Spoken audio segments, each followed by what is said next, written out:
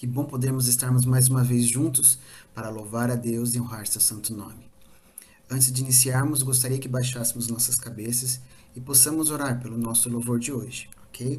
Vamos lá?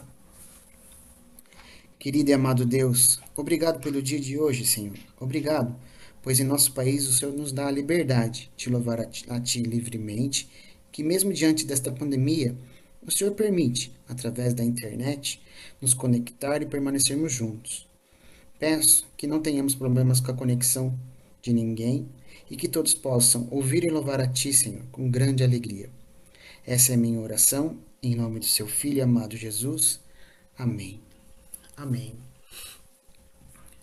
Porque parece ser tão mais fácil reclamar da vida. Eu sei por quê. É porque temos uma certa tendência a ficarmos insatisfeitos e achar que estamos muito longe de tudo aquilo que sonhamos.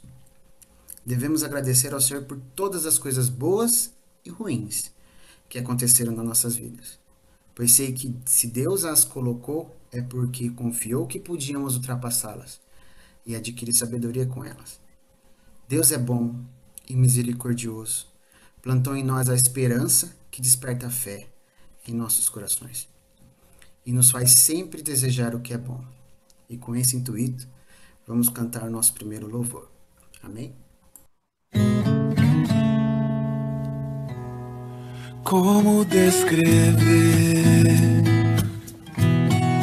como explicar um amor que vai de leste a oeste e nunca mais vai terminar. Tu me conheces bem e sabes quem eu sou. Não há como me esconder de ti, sempre sabes onde estou. É de coração tudo que eu disser, no hino de louvor a Jesus de Nazaré. Se as palavras não mostrarem como é grande a minha gratidão, mesmo assim, Senhor, recebe o meu louvor, é de coração. Se eu fizer chover palavras de louvor, ainda assim será tão pouco frente a esse amor. Por isso escute o pulsar do meu coração. És o caminho, a vida e a verdade. Te dou a minha gratidão. É de coração tudo que eu disser, no hino de louvor a Jesus de Nazaré.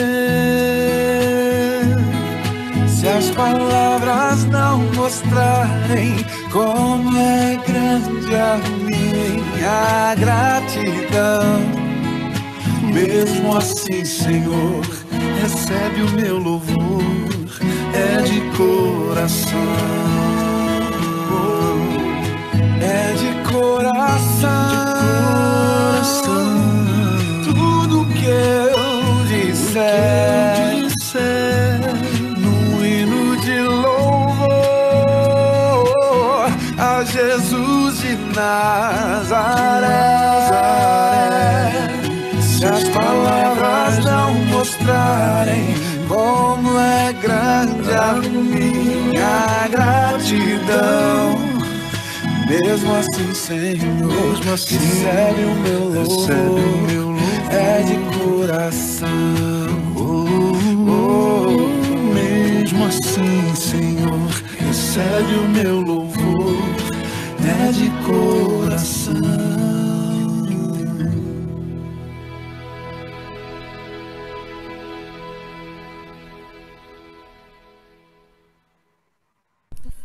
santidade é uma qualidade central de Deus. Ele não apenas decide o que é certo, ele mesmo é certo. Deus também é santo. Nele não há nenhuma impureza nem pecado. Jesus revelou a santidade de Deus ao viver na terra sem pecar. Para nós, ser santo significa viver mais como Jesus. Amém?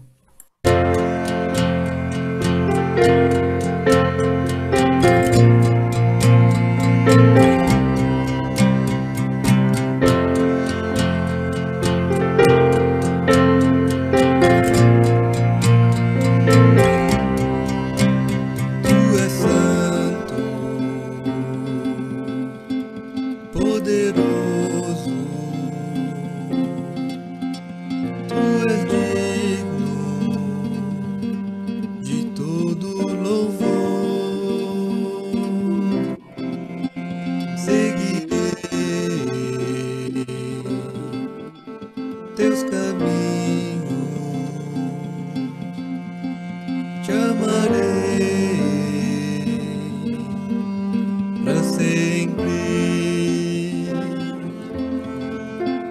e eu canto e louvo ao Rei que é digno, e eu danço e prostro diante de ti, e eu canto e louvo ao Rei que é digno, e eu danço e prostro diante de ti.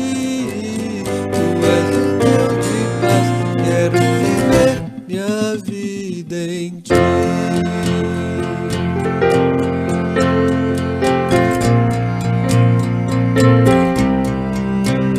Tu és santo, poderoso, tu és digno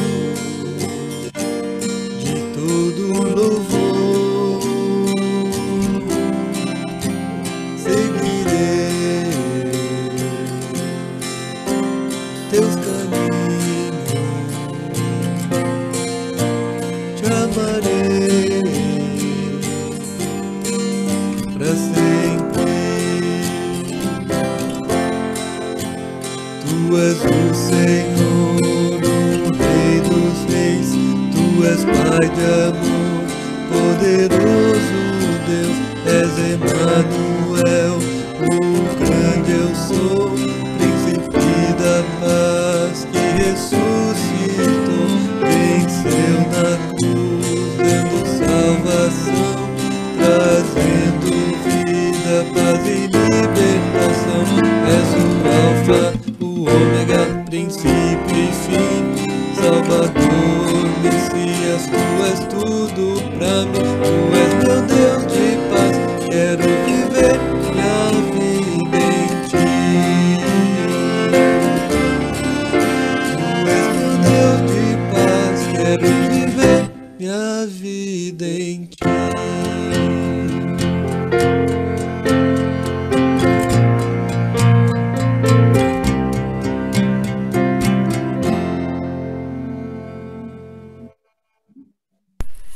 Quando lemos que Deus é digno de receber glória, honra e poder, não significa que ele já não possua tudo isso. A imagem que temos é de um rei com todos esses atributos e que por isso deve ser adorado. A expressão digno é de receber é um reconhecimento por já possuir determinados atributos. Ele não precisa receber de nós, mas nós precisamos reconhecer e dar tudo a ele, pois fomos criados para louvá-lo. Amém?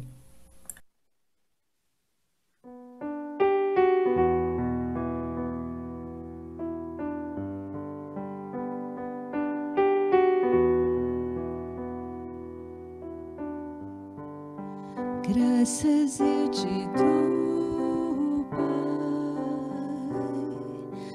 pelo preço que pagou, sacrifícios de amor e me comprou, ungido do Senhor, pelos cravos em suas mãos. Graças eu te dou, ó meu Senhor, lavou minha mente e coração, me deu perdão, restaurou minha comunhão.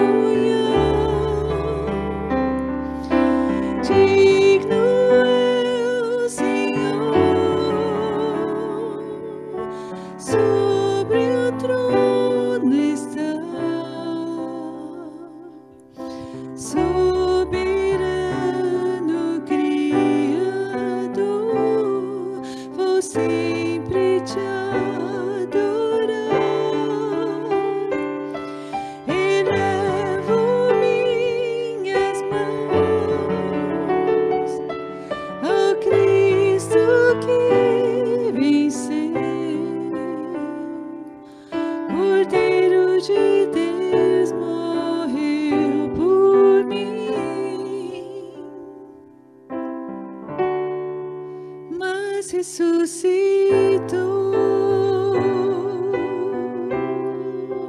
Digno é o Senhor, os cravos em suas mãos. Graças eu te dou, ó meu Senhor, lavou minha mente e coração, me deu perdão, restaurou minha comunhão. Digno é o Senhor,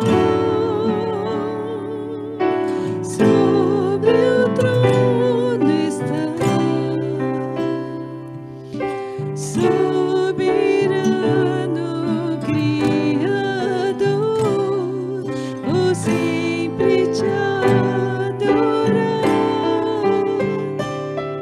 Elevo minhas mãos ao Cristo que venceu, Cordeiro de Deus morreu por mim,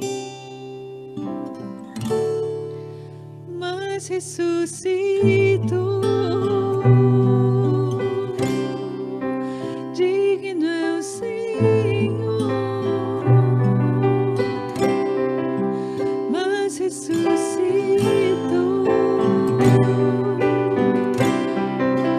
Digno é o Senhor.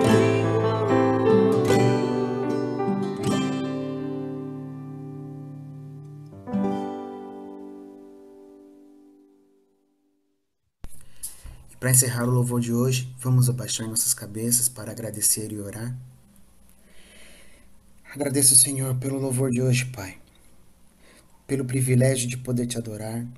Agradecemos a tua presença em nossos lares, Pai, que tenhamos a fé para prosseguir e a certeza de que o Senhor estará nos abençoando todos os dias, Senhor. Agradeço a vida pelos nossos irmãos, em especial do pastor Daniel, que neste momento ele seja usado como seu instrumento, Senhor, para levar tua palavra até nós e que o Senhor prepare nossos corações e mentes para poder recebê-lo, Pai. Nos proteja e nos guarde durante esta semana. Esta é minha oração, em nome do seu Filho amado Jesus. Amém. Amém.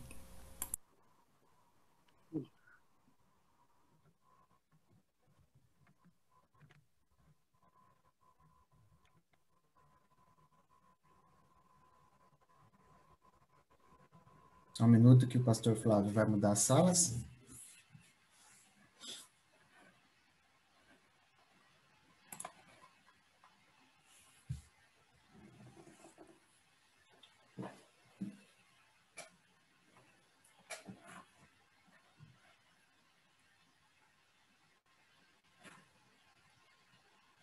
Não, ele vai ficar aqui.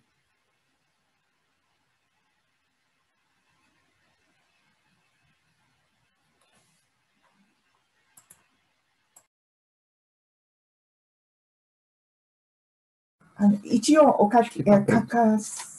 書きました。あそこのグループ。 Daniel, acho que tá pronto. Pode começar, por favor.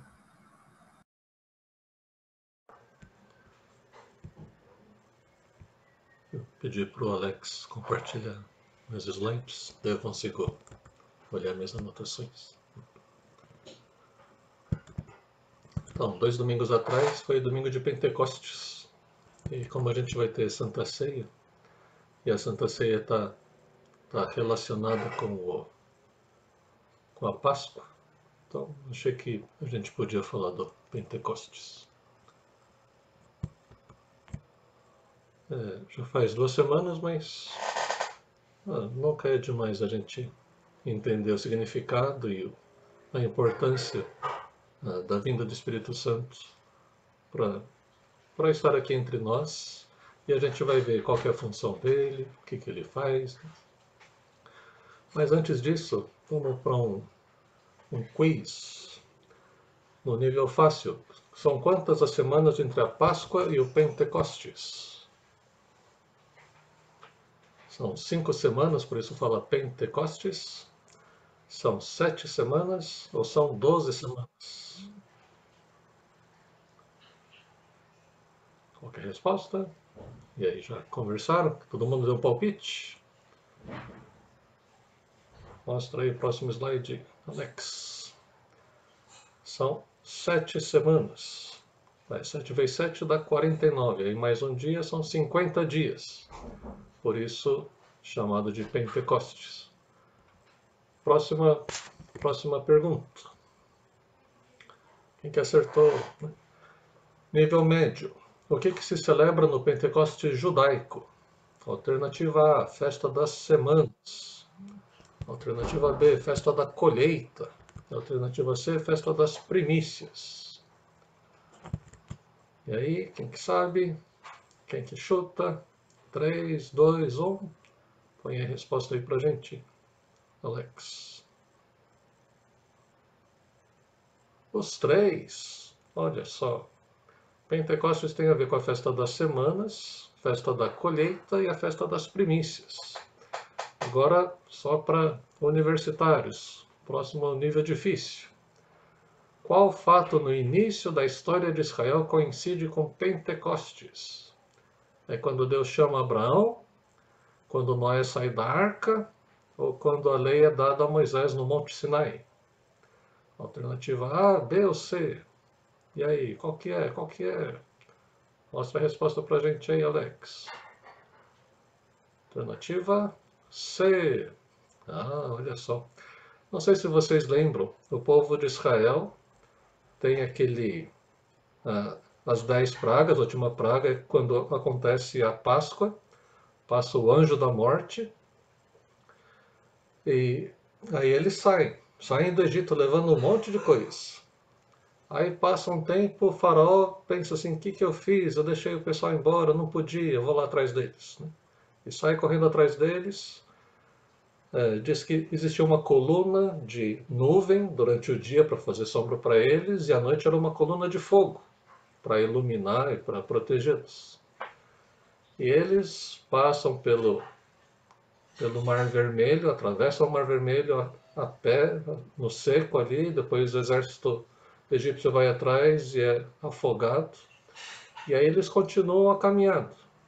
Depois de 50 dias, eles estão ali no pé do Monte Sinai.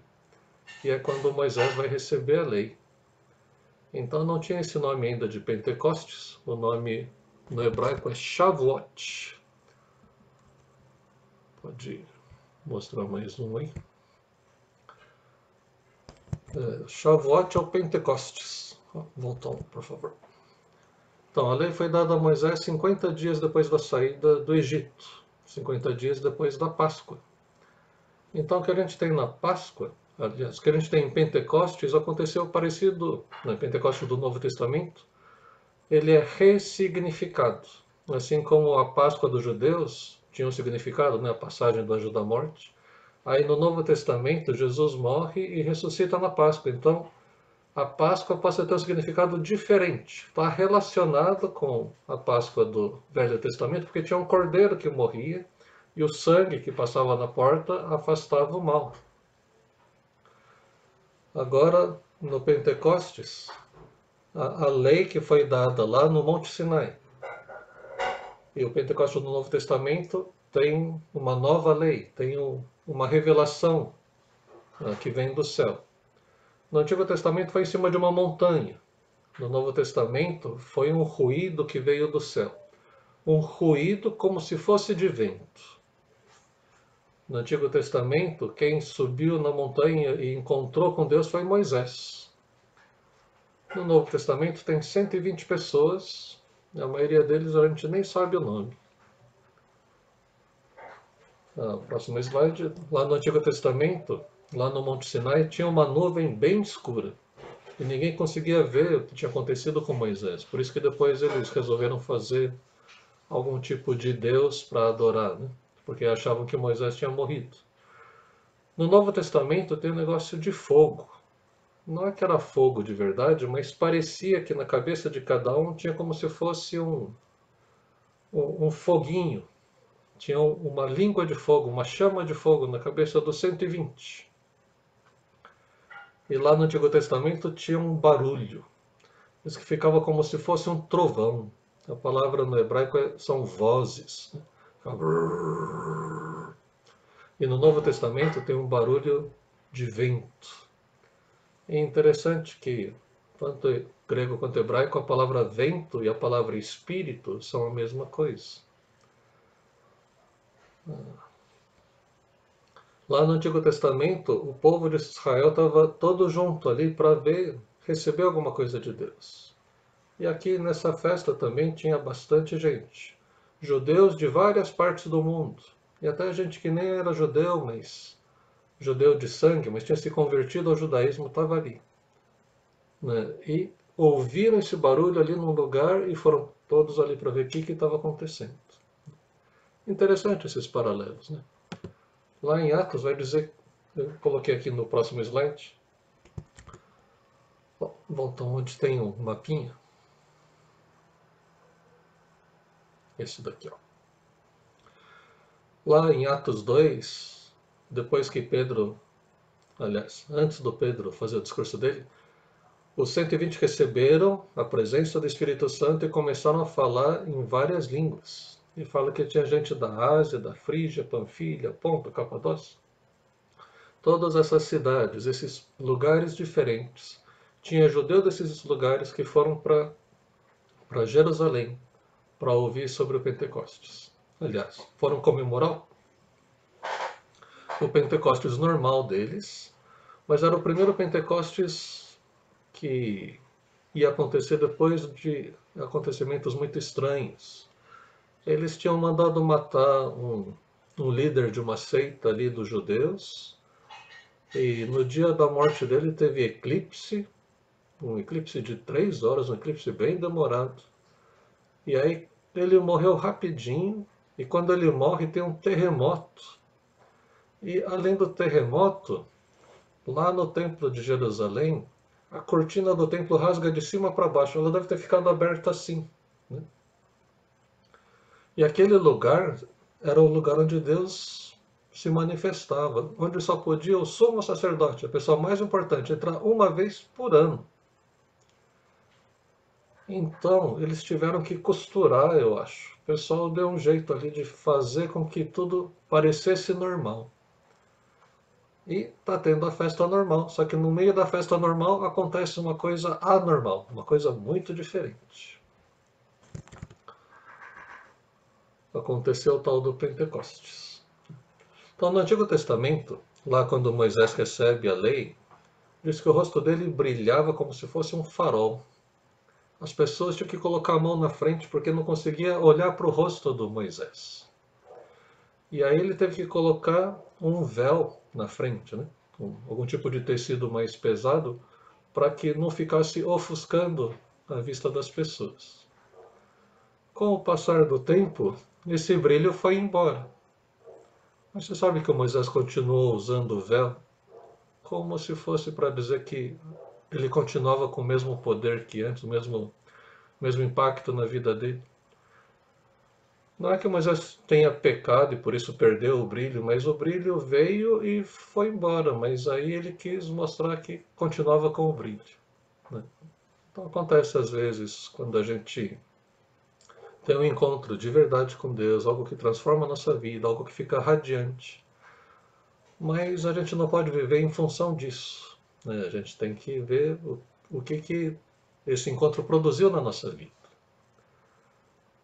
Moisés era alguém que falava que tinha a língua pesada, que ele não era bom para ficar falando. Em Atos 2, a gente vai ver o discurso do Pedro, que era alguém que falava bastante, mas não é que falava bem. Ele era quase analfabeto. Só que o sermão que ele prega é como se alguém tivesse estudado muito teologia. E, de fato, Pedro conheceu muito da teologia porque Jesus ensinou ele. Lá no Antigo Testamento, a presença de Deus estava em um único lugar, no Santo dos Santos. Mas agora, Pentecostes não é mais num lugar, não é mais uma única pessoa ou um tipo de pessoa, né, como um sacerdote, rei, profeta. Mas agora está sobre todo mundo e com uma promessa de se estender para mais gente ainda, em mais lugares. Então, qual que é a transformação que é causada pelo Espírito Santo? O que a vinda do Espírito Santo provocou naquele grupo de 120 homens e mulheres que estavam orando? Ficaram 10 dias orando. Já pensou a gente fazer uma reunião de oração de 10 dias? Aliás, eles nem sabiam que iam ser só 10 dias, podia ter sido mais tempo. Porque Jesus falou, fica lá em Jerusalém até que eu mande, até que venha sobre vocês o Espírito Santo. E eles ficaram lá esperando, obedientemente. E qual que é a função do Espírito Santo sobre as nossas vidas? A gente vai ver lá em João 14. Mais um. Isso aí. João 14, a partir do versículo 15, Jesus disse, vocês me amam, obedecerão aos meus mandamentos. E eu pedirei ao Pai, e Ele dará a vocês outro conselheiro, para estar com vocês para sempre, o Espírito da verdade. O mundo não pode recebê-lo, porque não o vê nem o conhece. Mas vocês o conhecem, pois ele vive com vocês e estará em vocês. Engraçado, né? Está ligado com o mandamento, assim como o Pentecostes dos judeus, o Shavuot, estava ligado com receber as tábuas dos mandamentos. A vinda do Espírito Santo também estaria ligado aos mandamentos, mas agora à obediência aos mandamentos. O Espírito Santo é chamado de Espírito da verdade. E, mais do que isso, ele vive com vocês e vai estar com vocês. Então não precisa mais ter medo de ficar sozinho. Você nunca vai ser abandonado por Deus, porque Deus, através do Espírito Santo, vai estar presente na sua vida. Mas o papel principal do Espírito Santo é um papel didático. Ele vai ensinar, ele vai fazer lembrar aquilo que Deus nos ensinou. Então não existe contradição entre a lei, né, os mandamentos, e o Espírito Santo. O que tem de contradição, como Jesus dizia, é que o pessoal distorcia os mandamentos. Começou a prestar atenção literal demais nos mandamentos. E usando o 1 João e Tiago como referência, um cristão precisa crer de fato nas coisas certas, mas não adianta só crer nas coisas certas. Ele precisa ter uma vida de integridade, uma vida de santidade. E precisa amar o próximo. Ele precisa ser humilde, não pode ser corrupto de coração, não pode estar envolvido com prostituição. O linguajar de um cristão não pode ser de desprezo, né? Não pode ser de arrogância ou de ódio. Então, se você aplicar esses filtros que eu estou dizendo, você vai conseguir distinguir facilmente alguns que se dizem cristãos, mas não são. O Espírito Santo é o Espírito da verdade. O mentiroso não tem esse Espírito. E o Espírito vive em nós e vai morar para sempre em nós. Versículo 26, no slide seguinte. Mas o Conselheiro, o Espírito Santo, que o Pai enviará em meu nome, ensinará a vocês todas as coisas e fará vocês lembrarem tudo o que eu disse. Aqui que está aquele papel didático, né? Espírito Santo, o Conselheiro, o Consolador, que Deus vai enviar no nome de Jesus. Vai ensinar a vocês todas as coisas e vai fazer vocês lembrarem de tudo que ele ensinou. Então esse conselheiro, advogado, intercessor, professor, ele nos ensina e nos faz lembrar o que Jesus ensinou. Não vou explicar todo o sermão de Pedro, né? Que é um sermão sensacional, argumentativo, baseado na palavra. Mas a gente vai no finalzinho dele para ver o resultado dessa explicação do que estava acontecendo com aqueles 120 homens e mulheres. E a relação que tem com a Páscoa, né, que tinha acontecido. Então agora Atos capítulo 2, a partir do versículo 32. Pedro vai dizer: Deus ressuscitou este Jesus e todos nós somos testemunhas desse fato. Exaltado à direita de Deus, ele recebeu do Pai o Espírito Santo prometido e derramou o que vocês agora veem e ouvem.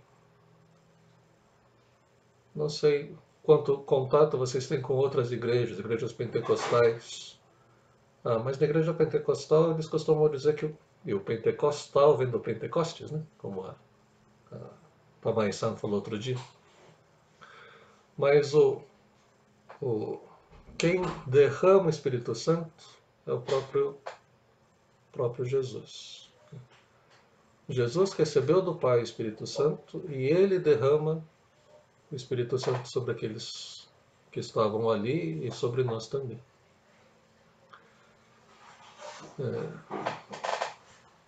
No seguinte, versículo 36. Portanto, que todo Israel fique certo disso. Este Jesus, a quem vocês crucificaram, Deus o fez Senhor e Cristo. Ele repete enfaticamente, esse Jesus é Senhor, ele é Kyrios, é o mesmo nome que usava para o César.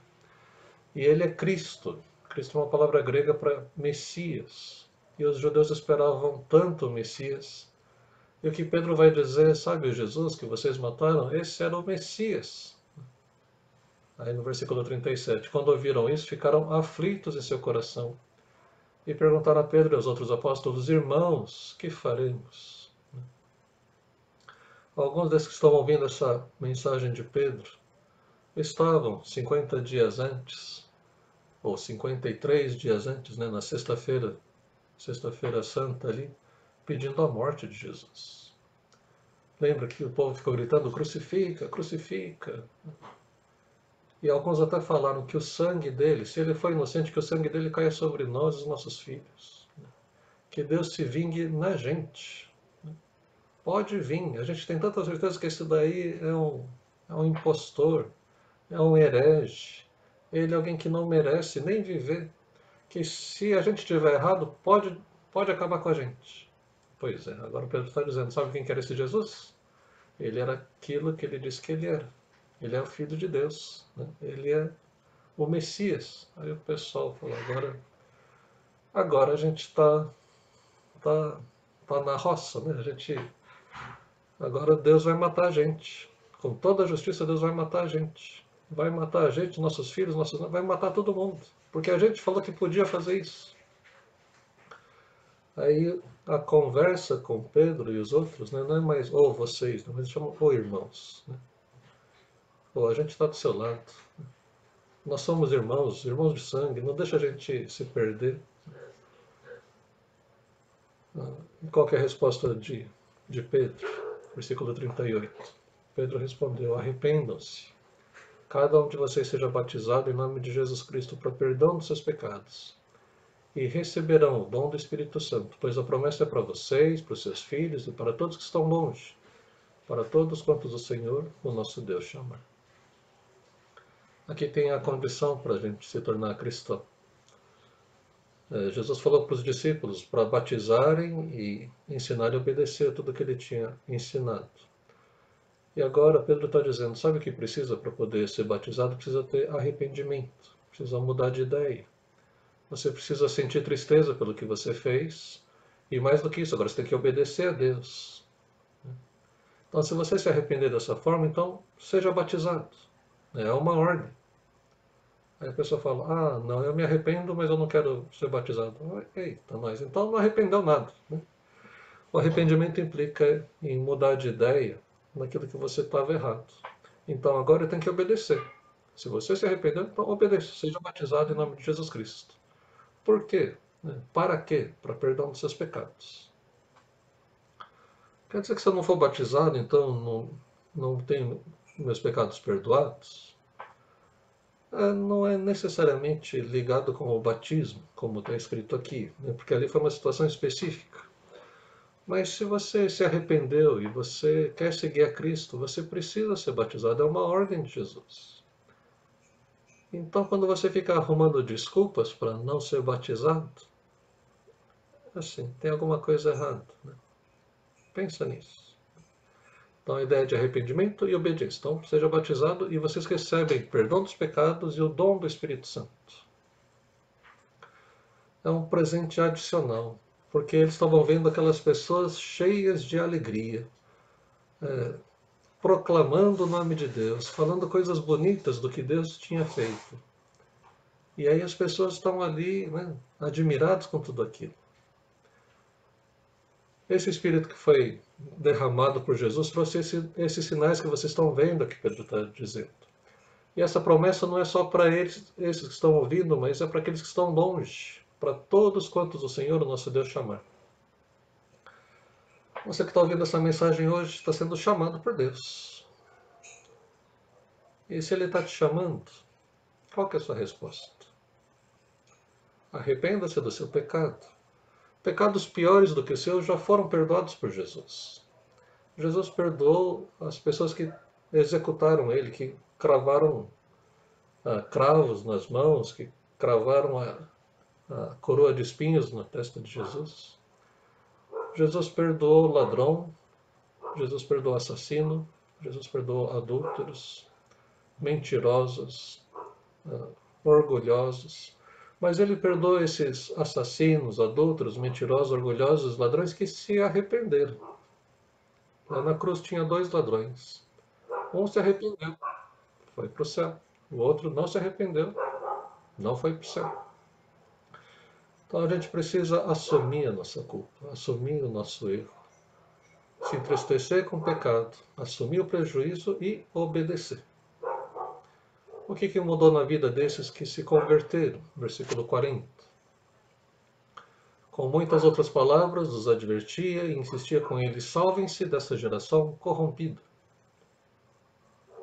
Assim como no tempo ali de Pedro, nós também vivemos num tempo de uma geração corrompida. Os valores do mundo são valores contrários a Deus. As pessoas preferem viver longe de Deus. Então, Pedro estava dizendo, você precisa se salvar dessa geração, porque essa geração toda vai para longe de Deus, vai para o inferno. Você quer ir para Deus? Então, saia dessa geração, saia desse meio, salve-se dessa geração. E o apelo fez sentido para pelo menos 3.000 pessoas que aceitaram a mensagem e foram batizados. Para você faz sentido esse apelo? Salve-se dessa geração corrompida. O que aconteceu com esse grupo de 3.120 pessoas? Versículo 42. Eles se dedicavam ao ensino dos apóstolos e à comunhão, ao partir do pão e às orações. Então eles estavam aprendendo, eles queriam aprender da Bíblia, queriam aprender dos apóstolos. Eles se dedicavam à comunhão uns com os outros, cuidavam uns dos outros. Ou o partir do pão aqui talvez signifique a Santa Ceia, como a gente vai fazer, ou repartir o seu almoço, sua janta, repartir o que você tem com aquele que não tem, e também as orações. A gente precisa ter mais tempo de oração. Versículo 43 em diante, todos estavam cheios de temor e muitas maravilhas e sinais eram feitos pelos apóstolos. Os que criam mantinham-se unidos e tinham tudo em comum, vendendo suas propriedades e bens, distribuíam a cada um conforme a sua necessidade. Em versículo 46, todos os dias continuavam a reunir-se no pátio do templo. Partiam o pão em casa e juntos participavam das refeições com alegria e sinceridade de coração, louvando a Deus e tendo a simpatia de todo o povo, e o Senhor lhes acrescentava diariamente os que iam sendo salvos. Pode parar de compartilhar a tela aqui. Então, meu convite para você é que você possa também responder a esse apelo que Deus está fazendo para você hoje. Salve-se dessa geração corrompida. Arrependa-se, seja batizado, receba o perdão dos pecados e receba o dom do Espírito Santo. A gente não vai ter tempo de ver todas as funções do Espírito Santo, mas a função principal, primordial dele, é convencer a gente do nosso próprio pecado. Convencer a gente de que um dia a gente vai prestar contas para Deus. Existe um juízo que vai vir sobre nós. E nos convencer também da justiça. A justiça que só Jesus pode emprestar para a gente.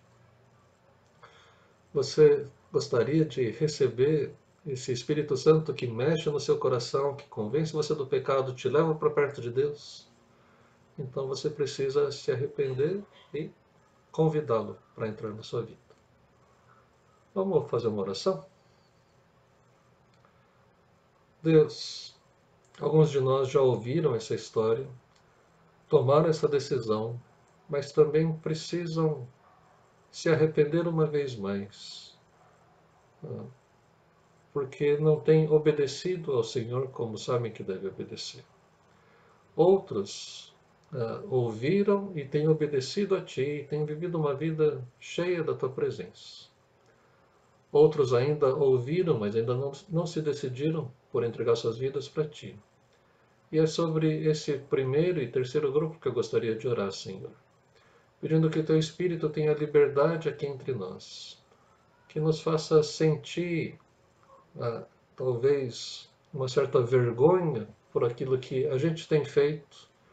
E, ao mesmo tempo, uma alegria em poder receber aquilo que Jesus fez por nós.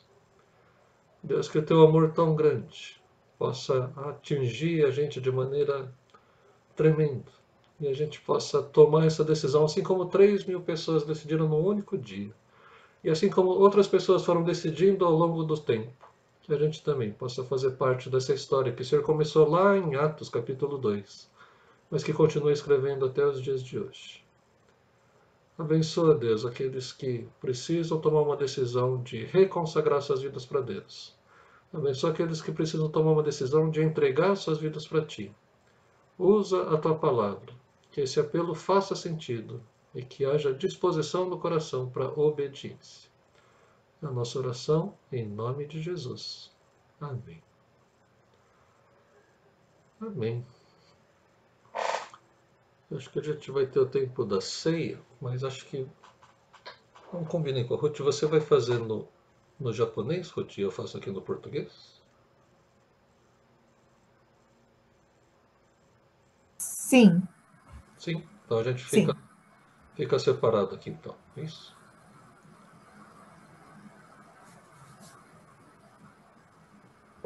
Acho que sim.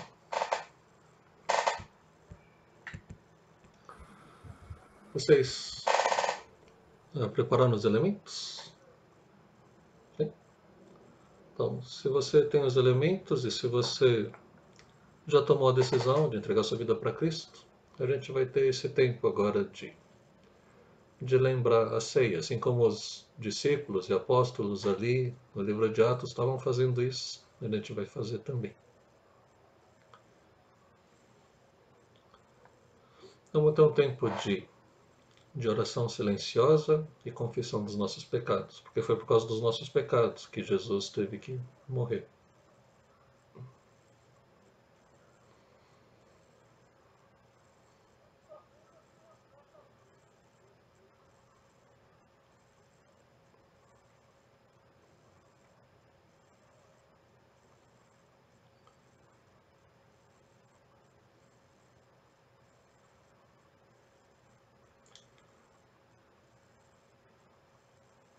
Deus, a gente não tem como esconder nada de Ti, porque o Senhor já sabe até as palavras que a gente vai falar antes delas saírem da nossa boca.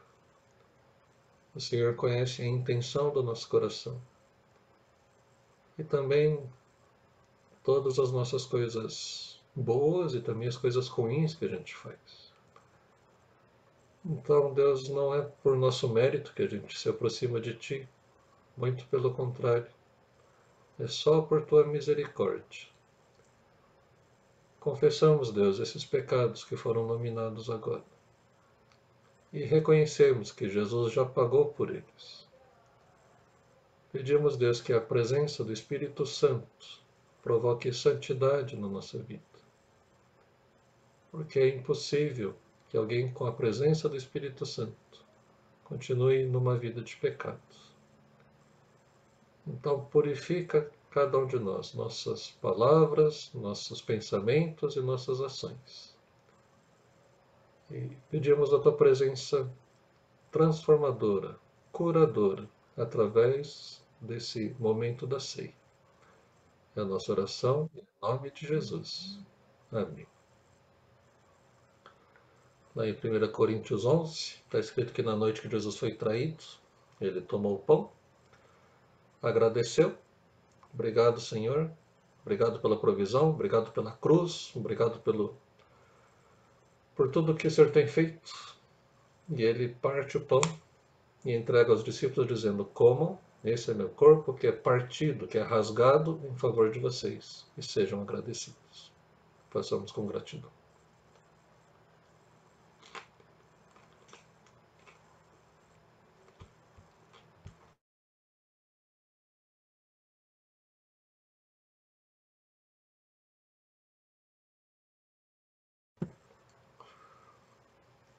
O texto continua dizendo: de modo semelhante, depois de haver enseado, Jesus pegou o cálice e disse: esse cálice é a nova aliança feita no meu sangue. Cada vez que vocês comem e bebem em memória de mim, vocês anunciam a morte do Senhor até que ele venha. Então a gente faz a ceia olhando para trás, para aquilo que Jesus fez, mas também aguardando, com alegria, com expectativa, a volta de Cristo. Tomemos.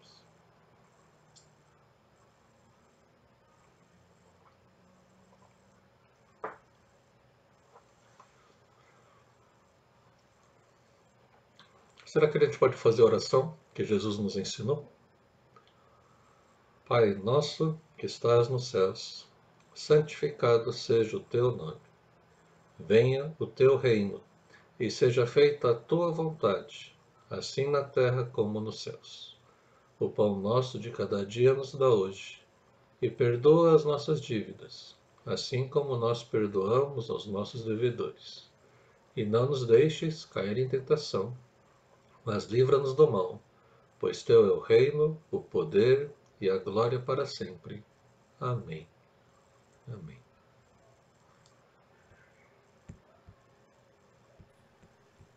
Vamos aguardar o pastor Flávio voltar às salas, para a gente ter o nosso último louvor em japonês. Um minutinho só.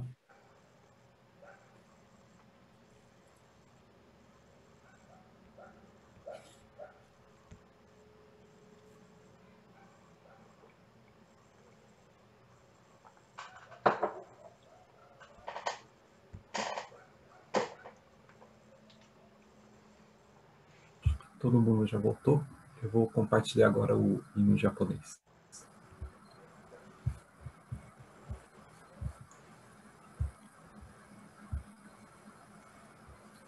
É um hino que nós sabemos em português e é sobre o Pentecostes, sobre o derramamento do Espírito Santo em japonês.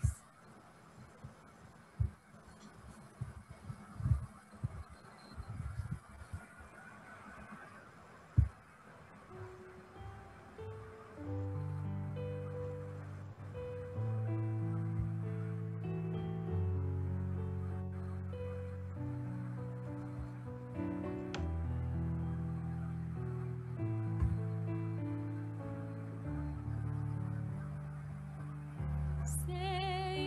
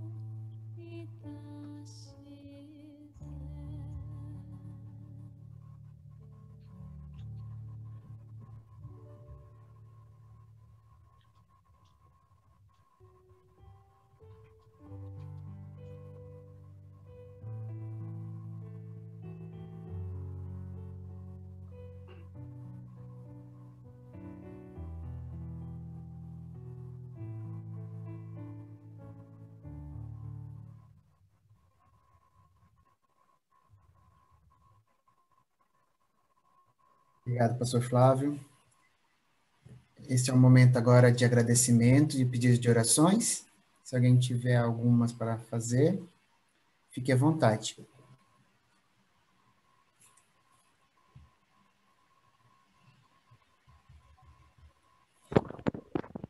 Eu Oi, quero Antônio. parabenizar 4 pessoas, né? 4 batizados de hoje. Parabéns. Obrigado, legal. Mais alguém? Para quem não sabe, foi na igreja de Sorocaba, né? Que a Tamás tá falando. Assistiu o culto. Sim, eu já assisti. Ah, então tá bom. Foi bonito.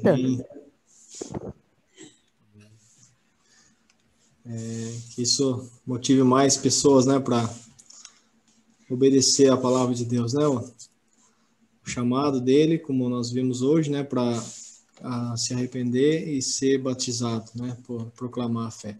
Eu queria agradecer pelas orações e a prima da Lu, a Lu tá com a prima e um primo, né, um casal internados. A Silvana está aqui na Santa Casa de Piedade, graças a Deus ela está bem melhor, já está saturando bem, parece que está sem oxigênio já logo ela vai para casa, ela vai ter alta, né? Agora o marido, queria pedir oração por ele, né? Edmilson, o nome dele, ele foi transferido para Sorocaba, regional novo lá de Sorocaba. Ele não está, pela última notícia que eu vi, ele não está muito bem, tá? Está num estado grave, né? E que Deus tenha misericórdia dele, né? Ele ainda não conhece o Senhor, né? Ainda não tomou esse passo de fé. Então, isso que Deus tenha misericórdia, dê oportunidade para ele ouvir o Evangelho, para ele conhecer esse amor de Deus, né? antes de sair desse mundo, porque é tão triste, né? Uma pessoa saindo desse mundo sem conhecer o Senhor, sem realmente dar esse passo em direção ao Senhor Jesus. Então, peço orações de todos os irmãos pelo Edmilson. Obrigado. Mais alguém? Eu pedi também para vocês abrirem a câmera nesse momentinho para a gente conseguir ver vocês um pouquinho também. Quem puder. Aí. Quem não puder, não tem problema. Só para a gente matar um pouquinho a saudade, ainda mais que a gente ficou 2 semanas sem estar aqui.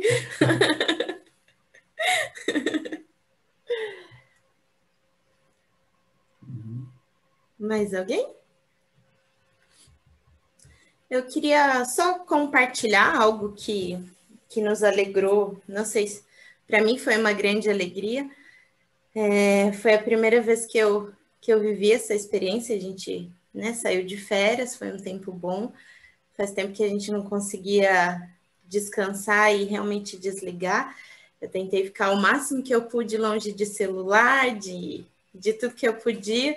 Alguns pontos a gente estava, em alguns momentos, em alguns lugares que a gente estava, a gente tinha internet até. Num desses momentos o pastor mandou uma mensaginha, aí eu consegui respondê-lo. Mas o que para mim foi muito gratificante e foi realmente algo que foi uma... Não sei, ainda não sei dizer, né? Porque a gente sabe que o orgulho é algo que a gente não desfruta, mas foi uma alegria muito grande.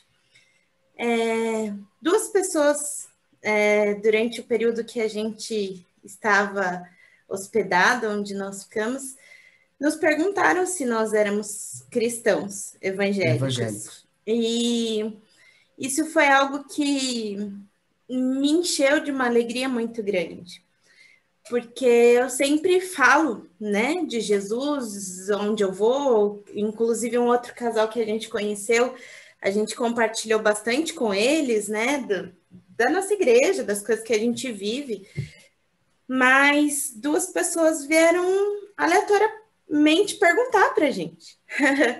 E isso foi uma grande alegria para o meu coração, e foi algo que eu ainda estou entrando em contato, né? Então, hoje a gente, né, falou de ser santo, de realmente refletir Jesus em nós, né? Mas o como a gente é privilegiado, né? Se realmente isso transbordar através da nossa vida.